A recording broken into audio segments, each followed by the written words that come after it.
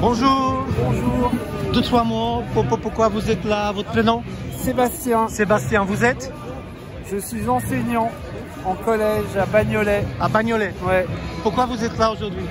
On est là pour construire un mouvement contre une réforme injuste et puis pour essayer d'engager une autre dynamique sociale dans notre société, dans notre pays. Qu'est-ce que vous pouvez nous dire à propos de votre travail? Est-ce que vous trouvez que vos conditions de travail sont respectées? Est-ce que les conditions d'accueil dans les salles sont respectées? Non, moi je travaille dans un collège qui est complètement vétuste. On peut avancer un peu plus parce que là, il y a trop de bruit. Non, nos conditions de travail se détériorent dans l'enseignement public et donc on est particulièrement inquiet pour nos élèves, pour leurs conditions d'accueil et leurs conditions d'études. Programme. Au niveau des programmes, non, les programmes, ils ont plutôt évolué positivement ces dernières années.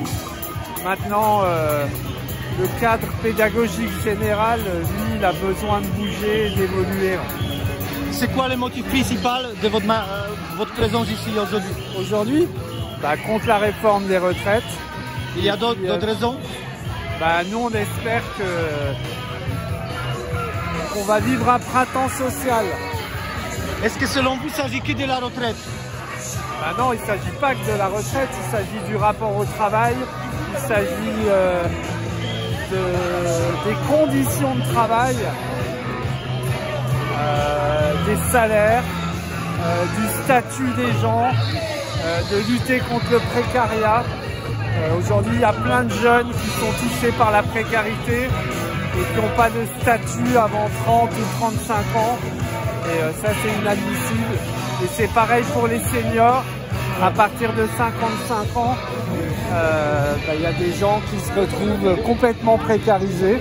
Oui. Et repousser l'âge de départ à la retraite, c'est encore plus renforcer cette précarité des seniors. Évidemment, vous êtes bien d'accord qu'après 50 ans, c'est compliqué. Si on a une maladie, si nous étions malades, nous avons perdu l'emploi, après 50 ans, c'est mort. L'entreprise n'embauche pas. Et avant 35 ans, c'est très dur. Et finalement, entre 35 et 50 ans, c'est pas une vie, ça. On est bien d'accord. Il faut que les jeunes, moi aussi, je suis pour le salaire des jeunes dès 18 ans. Oui. Qu'ils soient étudiants, apprentis, voilà. Idéalement, c'est le départ à 50-50, à condition que la personne, par exemple vous, enseignant qui partira, il va former un nouvel enseignant. Exactement. Normalement, ça doit être comme ça, dans tous les métiers. Ouais. C'est très important la transmission. Et les seniors doivent être là pour ça. On doit les conserver dans l'emploi pour qu'ils puissent aussi transmettre leurs compétences et leur savoir-faire et leur expérience. Quel est votre regard sur le fait que la France a donné 16 milliards à l'Ukraine? 16 milliards donnés à l'Ukraine, on ne sait pas qui a décidé, comment on a décidé. 7 milliards ont été donnés à l'Ukraine. La France a donné, elle a engagé chaque mois avec l'Union européenne, donner l'argent à l'Ukraine, milliards. Donc c'est notre, c'est votre. En fait, tout cet argent-là que vous réclamez, en fait, elle est déjà partie pour soutenir l'Ukraine. Est-ce que vous trouvez ça normal? Qu'on distribue l'argent français, vous n'êtes pas au courant? Non. Vous ne savez pas? Non. Vous n'écoutez pas des informations avec l'Union européenne? Vous n'êtes pas au courant des scandales qui se passent à l'Union européenne? Pas du tout. Vous n'êtes pas au courant qu'il y a Madame c'est quoi ce bordel Jourdain qui dénonce la corruption à l'Union européenne?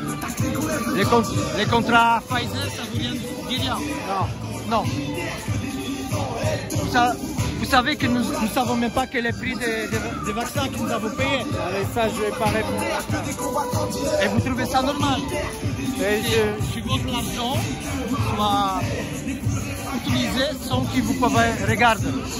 Ça vous dérange pas? Ouais, mais là, c'est pas assez précis pour que je puisse vous répondre.